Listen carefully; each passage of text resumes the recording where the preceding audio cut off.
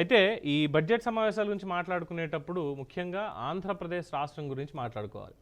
మరి ఈ బడ్జెట్లో ఆంధ్రప్రదేశ్కి ఎన్ని కోట్లు కేటాయిస్తారు, ఏ ఏ పథకాలు కేటాయిస్తారు, ఏ ఏ పథకాలకి ఏ ప్రాజెక్టులకి ఎంతెంత కేటాయిస్తారో అన్నటువంటి దాని మీద ప్రస్తుతం చర్చోపచర్చలు జరుగుతున్నాయి. అయితే ఒకసారి నాడు నేడు అనుకున్న దాని మీద అనాలిసిస్ చేసుకున్నట్లయితే గతంలో 22 మంది ఎంపీలు ఉంటే కేంద్రం మెడలు ఉంచుతాను అన్నటువంటి పాలకుడు గతంలో 5 ఏళ్ల పాటు రాష్ట్రానికి ఏ ఇండస్ట్రీస్ తీసుకొచ్చారు, ఎంత మద్దతు ఉండింది దానికి, అండ్ ఈ 5 ఏళ్ల పరిపాలన తర్వాత కూటమి ప్రభుత్వం వచ్చిన తర్వాత పెడుతున్నటువంటి మొట్టమొదటి బడ్జెట్ కాబట్టి ఇది.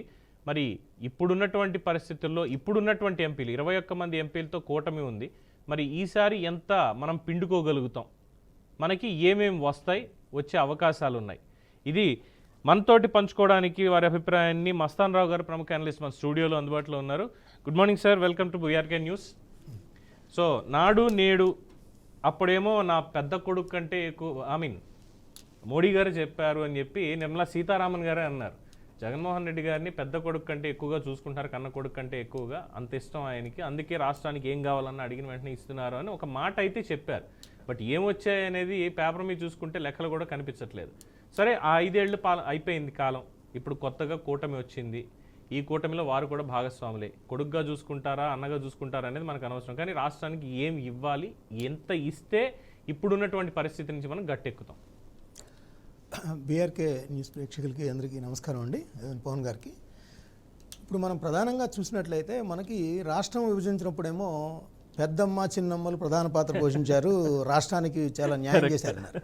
బంధుత్వాలు అయితే కలుపుకుంటున్నారు. ఇప్పుడు మీరు అన్నారు జగన్మోహన్ రెడ్డిని పెద్ద కొడుకుగా తీసుకుంటారని.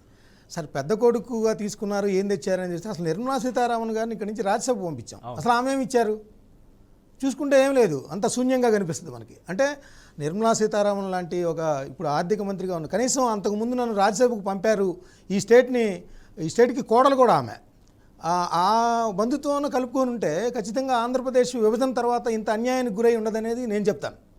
మనకి చూసినట్లయితే విభజన సందర్భంగా ఆంధ్రప్రదేశ్కి అవశేష ఆంధ్రప్రదేశ్, అది ఒక మిగిలిపోయిన ఆంధ్రప్రదేశ్గా ఒక పేరు కూడా వచ్చింది అప్పట్లో.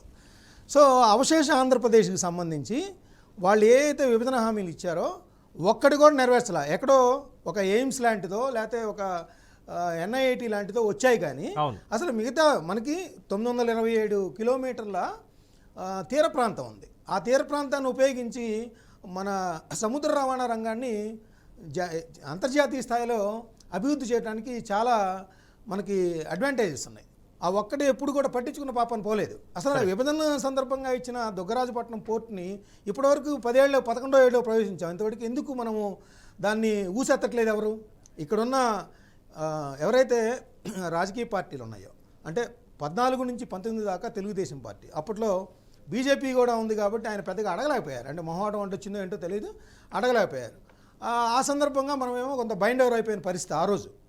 అందుకనే ప్రత్యేక హోదాకు సంబంధించి మనం తీసుకోవాల్సింది ప్రత్యేక ప్యాకేజీతో సరిపెట్టుకున్న పరిస్థితి. తర్వాత చంద్రబాబు నాయుడు గారు వాస్తవాన్ని గ్రహించి విభేదించిన పరిస్థితి.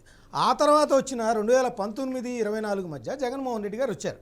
జగన్మోహన్ రెడ్డి గారు ఏంటి, ఒక్క ఛాన్స్ ఇవ్వండి, నాకు 25 ఎంపీలు ఇస్తే 25 ఎంపీల ద్వారా నేను మెడలు వంచి ప్రత్యేక హోదా తీసుకొస్తాను, తద్వారా మనకి పరిశ్రమలకు సంబంధించి రాయితీలు ఏవైతే ఉన్నాయో అవన్నీ రాబడతానని చెప్పేసి పారిశ్రామికంగా అన్ని రంగాల్లో ఆంధ్రప్రదేశ్ని అభివృద్ధికి తీసుకెళ్తానని ఆయన రోజు చెప్పిన పరిస్థితి.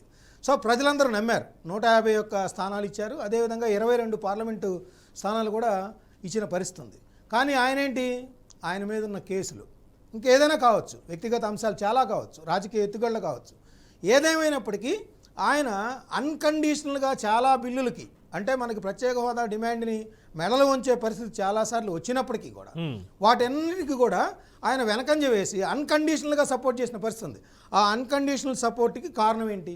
అదేవిధంగా ఎవరైతే మోడీ గారికి క్లోజ్గా ఉంటారో అదానీ గారితో కానీ, అదేవిధంగా వాళ్ళకి సంబంధించి రికమెండ్ చేసిన నత్వానీ గారికి కూడా ఇచ్చారు.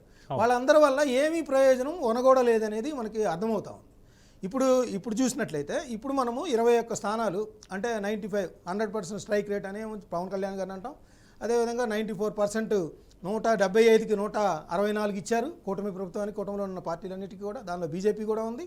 పైగా 230, 240 మాత్రమే ఆగిపోవడంతో మనం డిపెండెన్సీ సర్కార్ వాళ్ళకి గవర్నమెంట్ నిల్చోబెట్టడానికి జాతీయ స్థాయిలో ఎన్డీఏకి బీజేపీకి మనం ఒక ఆయుధంగా మారాం.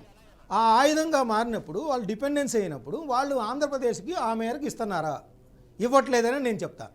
బీహార్కి సంబంధించి ప్రత్యేక ప్యాకేజీ, ప్రత్యేక నిధులు 50-60 వేల కోట్ల రూపాయలు అక్కడికి ఇచ్చారు.